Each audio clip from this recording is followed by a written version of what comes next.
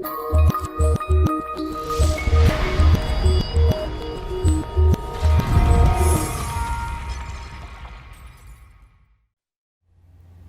Gary here.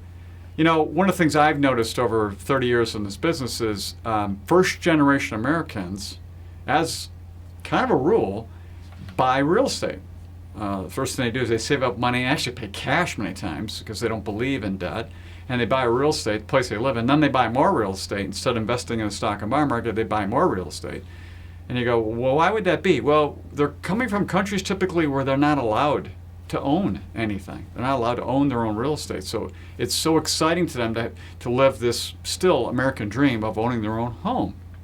So the question comes up, and we're seeing this a lot lately, is why the younger generation is renting more than owning? And shouldn't they be buying a house and doing all that? Well, this is very philosophical. It's not necessarily financial because, quite frankly, it is generally, not always, less expensive, depending on where you live, to rent. In fact, it's about $1,390 by a recent study per month rent. And so when you look at owning a home, there are all those other expenses, real estate taxes and greater utilities and maintenance that's 1% to 2% of the value of a house every year. We start doing it, it is a more expensive proposition. So it becomes more of a philosophical or dream or whatever you want to look at, kind of an experience. And you have to go back a little bit in history and look and say, back in the 30s during the Great Depression, people lost their homes, they lost their farms, they lost everything. And really over a long period of time, many, many decades and multiple generations, up until a little over 10 years ago, everybody thought, oh, you buy real estate, it always goes up. That's not true, as we all now have experience from the Great Recession forward, that you can really lose a lot of money. So I think the lesson is, hey, you can lose or make. Hey, I can rent.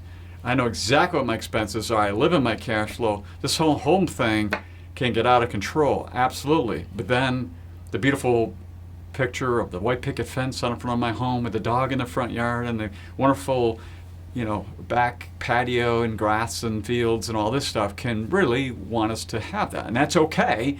And sometimes it's fine because as you pay down a mortgage and amortize, you pay all the principal off, it forces you maybe to save some money, although it's tied up in real estate. So not a simple one. This is really a lifestyle choice and also perception choice. Like I say, first generation, second, third generation, as we get further on as Americans, we tend to believe more in entrepreneurs, so we buy stocks and so forth, but we may or may not buy real estate. So it's up to you. Figure out what makes sense to you, how you want to spend your hard-earned dollars, what lifestyle choices you want to make, and then I think it will make sense when you compare the two relative to those other areas. So until next time, enjoy.